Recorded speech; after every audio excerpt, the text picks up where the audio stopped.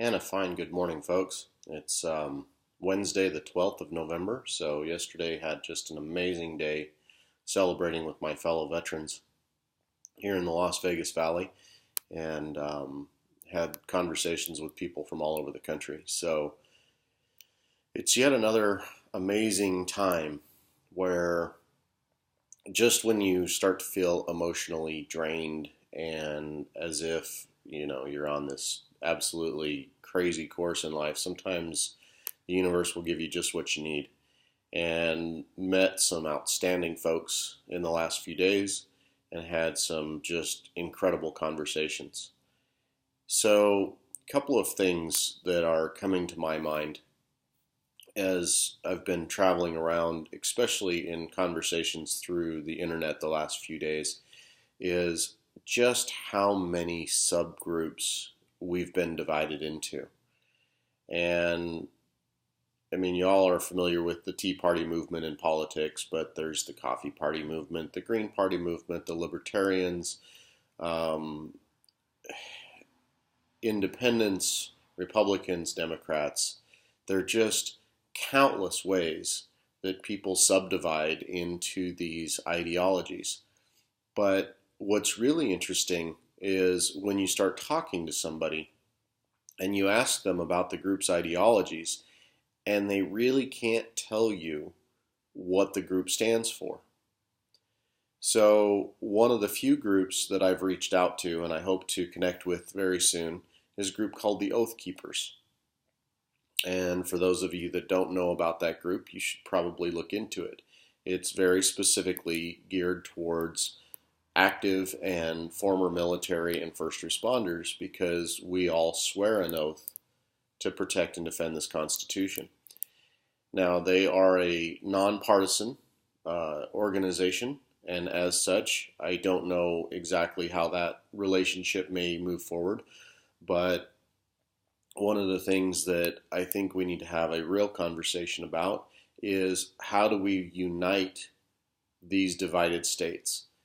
And if you don't see the divides in this country, then you're probably living in some type of a euphoric, I would call it fantasy land. Because while I wish all Americans stood for our American values, it seems as though most people can't even explain what our American values are. So here's my challenge for today. My challenge for today is that each of you reach out to somebody that has a different view than you do and have a real conversation.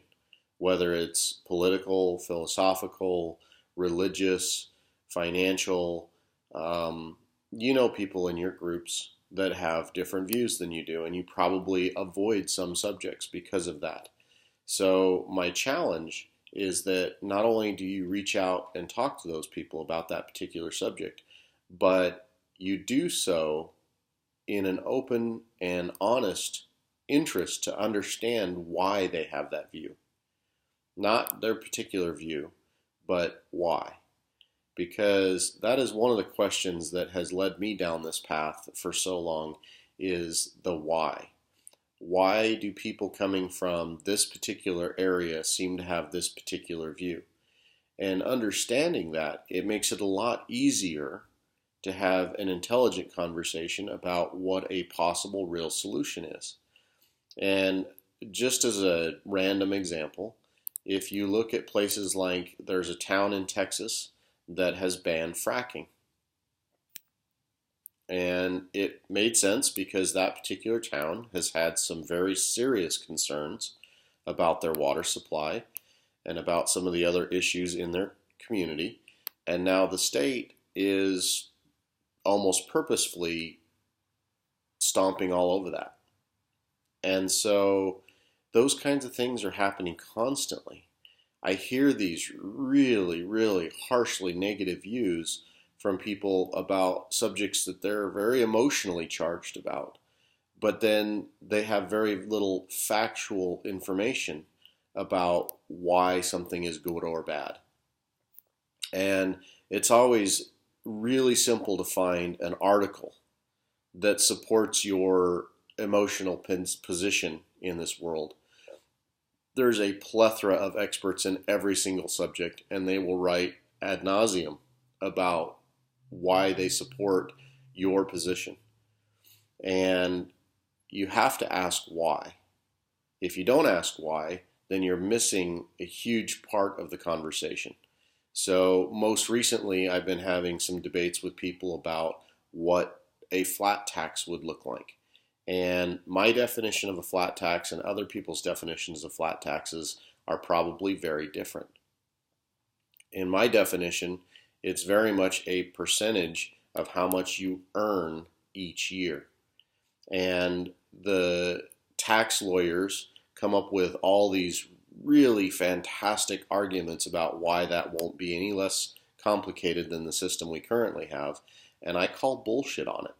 I call bullshit on it when I talk to the lawyers themselves that are saying those things.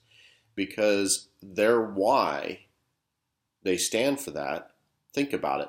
What do they do for a living? They help explain and justify the complicated tax codes. Everybody in this country seems to think that they have these unique things going on in their world that makes their situation vastly different than everyone else. And the reality is, we all earn income, we all buy things. Those are two fundamentals that exist in this country. And so, first and foremost, we should be taxed at a similar percentage.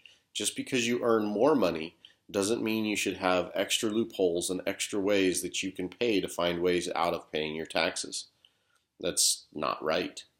It should be a percentage of how much we make, or a percentage of how much we buy, or some balanced equation of both. And I have no real strong opinion about how the tax system gets overhauled and what the actual results are, but a less complicated tax code is an absolute must in this country.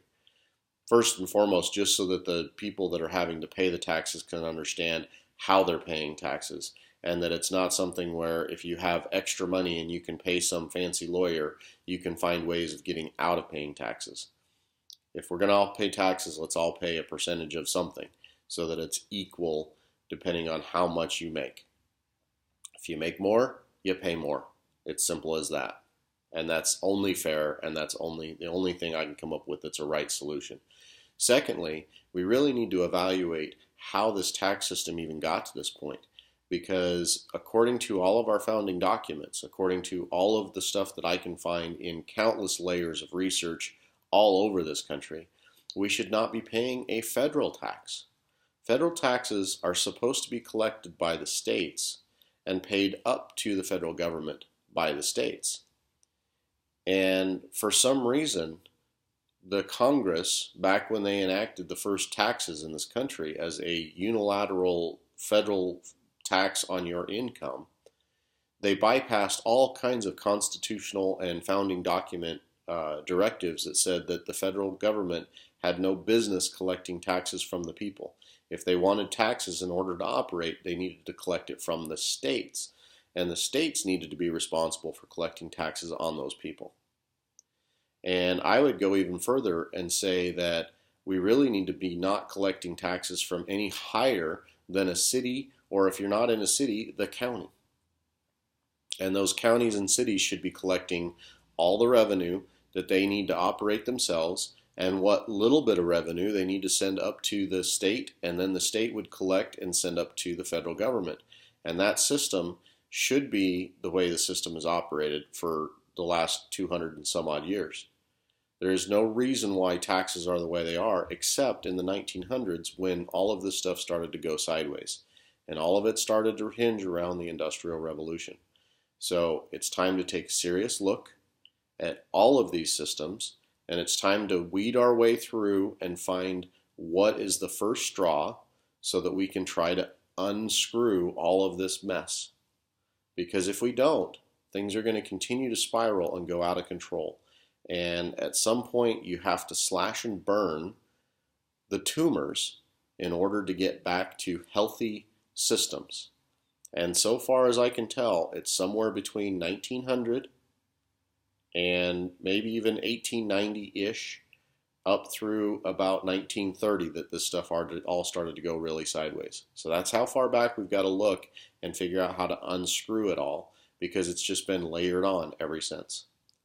So I'm going to be riding through southern Utah, northern Arizona today, and making my way back for Thanksgiving with my family. So I'll be meandering a little bit. Won't have as good of internet connection all the time, but I'll check in often and look forward to seeing many of you on the road. Ciao.